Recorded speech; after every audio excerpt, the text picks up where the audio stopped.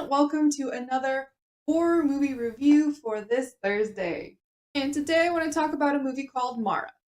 This movie came out in 2018. At the time I viewed it, it was available on Netflix.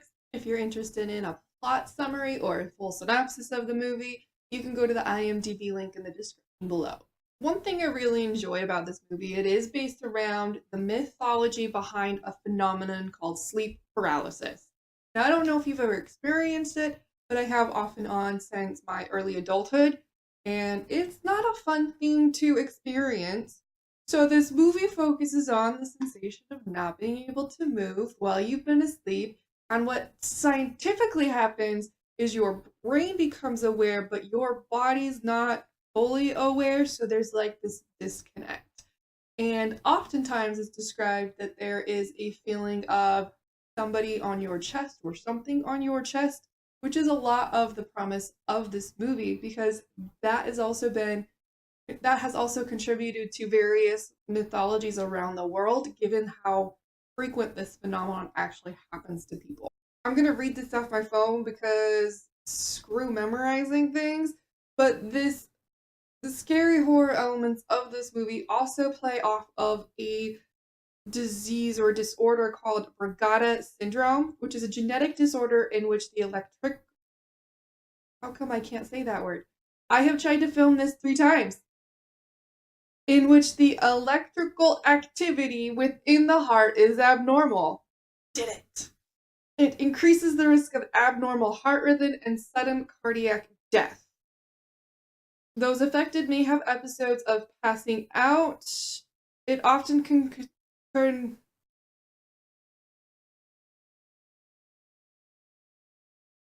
It often occurs at rest, and the rest of it doesn't pertain to the plot. It is that at rest part which is important for this movie because it is based off of an ancient demon who is actually the cause of the sleep paralysis and the sudden death in your sleep. And obviously, that's going to be the title character of Mara. Now, Mara is portrayed by an actor known as Javier Botet. You might also know him from his role as Mama in the horror movie Mama. And he was also the hobo in one of my favorite movies, It from 2017. I had to think about the date really quick because it is almost said last year, but that was not last year. I adore Javier for what he does in his work. He actually has a genetic disorder himself that has made his body into what it is, and he has found a career focusing on that, and I think that is pretty awesome, to be honest. Now, not all of the acting in this movie is good. Of course, I like Javier. I've never been disappointed with anything I've ever seen of his. But we also get a brilliant performance from Ukrainian actress Olga Kurilenko, and I'm going to put her name right here in case I messed that up for pronunciation, and I apologize if I did. I do feel like this movie was more creepy than scary overall, but it was definitely creepy. I would watch this movie again, and I'm wondering if watching it a second time, there might be things that I see that I didn't before. But I felt like the story was super unique and creative and unique to the horror industry right now. This is a topic that a lot of people know of, a lot of people experience, that isn't depicted in a lot of movies in general. The only other horror movie that I can think of off the top of my head that uses the sleep paralysis would be The Haunting of Hill House. I almost said the other movie title that's very similar. But the recent Netflix series, Haunting of Hill House, which I highly recommend, is the only other movie I can think of that actually uses this phenomenon.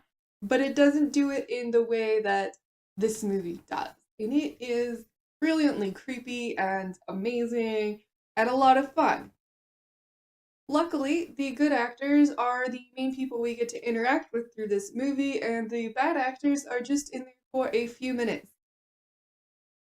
So you could overlook that. And I'll be honest, that does bring down my overall rating of this movie because of that, but there was so much good about it at the same time. There was definitely an pull and an understanding, even with the the items that the characters interact with, like there is one gentleman who researches a lot of the mythology around this phenomenon of sleep paralysis, and you can see in various images and whatnot around his house that he's been researching it, and it's pulling actual mythology from around the world about what these cultures view this creature as that causes the sleep paralysis. And there's actually quite a few cultures that do this. I mean, when I was researching it, there's what was it? Trying to break up my notes. As far as like creatures or entities that did it, Brazil had a mythology about it. Even Canada has one called the Old Hag. Catalona had one. The Inuit believed it was shamans casting spells, but the Japanese feel like it's vengeful spirits that have been summoned by somebody to take revenge on you. It's just lots of different cultures had this, and I like researching this kind of things because I'm weird. But that's why you're here. You like my weirdness. I loved the creature design of Mara and how she appeared and disappeared, and you experience that is she really there? Is she not? From the real world scientific mind of the main character that Olga plays. And she's questioning her sanity through this whole thing. She's like, wait, am I really seeing something? Am I not? Is this true? Or, like the conversation inside of her as a character is extremely obvious through the acting, the situation, and the performance, and not the dialogue. There is one other thing that brings down my score just a little bit of this movie, and it was some predictable elements. But at the same time, I feel I can't hold that against a movie if they have a few predictable elements, only if the entire thing is, because I watch so many horror movies, so many thrillers, and I'm a creative person and I got some brains that oftentimes I can figure out which way a movie's going to go. So I can't necessarily fault any movies for that anymore, given how much I watch this particular genre. So overall, I give this movie 4 zombie viewers out of 5. I did watch it on Netflix, but I'll link below if it's available on Amazon Prime as well once I do my research. So check my description if you want the synopsis, if you want to see where you can watch it, because I like to be helpful when I can, and if you can watch it for free, I always support that too.